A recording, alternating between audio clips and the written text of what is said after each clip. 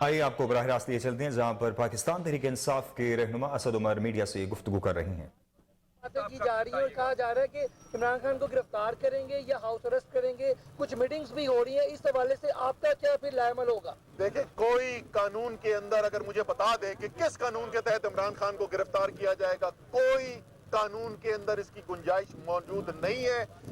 غیر قانونی اگر یہ کوئی کام کرنے کی کوشش کریں گے تو اس کا سیاسی طور پر، قانونی طور پر، دونوں طریقوں سے بھرپور اور مؤثر جواب دیا جائے گا۔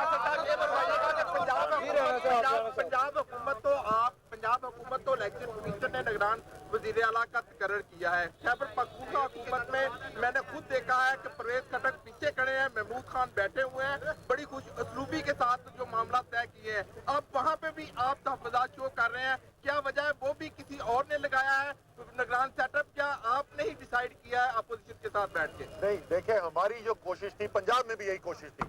آپ کو پتہ نا ہم نے پنجاب میں کیسے نام دیے تھے؟ ہم نے کیا نام دیے؟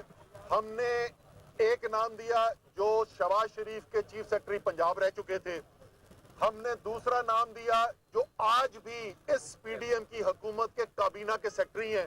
ہم نے تیسرا نام دیا جو شہباز شریف کے پنجاب میں چیف سیکرٹری رہ چکے تھے اور وفاق کے اندر نواز شریف کے ایس پی ایم رہ چکے تھے، پرنسپل سیکرٹری رہ چکے تھے۔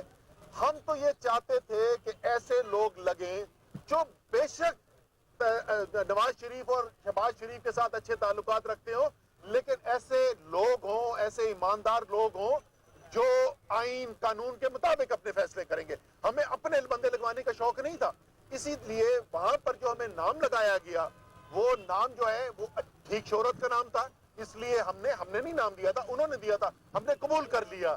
لیکن جو فیصلے آ رہے ہیں وہ فیصلے یہ بتا رہے ہیں کہ وہاں پر جو نگراں وزیر اعلیٰ بیٹھے ہوئے یہ وہ فیصلے نہیں کر رہے۔ میں آپ کو بتاؤں گورنر صاحب بھی وہاں پہ کیا کہتے ہیں، وہ بھی کہتے ہیں ہاں جی مجھے پتا ہے کہ تاریخ دینی ہے، میری آئین کی ذمہ داری ہے، لیکن ہمارے بزرگ اس بات کو نہیں مان رہے، تو فیصلے اگر بزرگ کریں گے تو پھر ایسا ہی ہوگا۔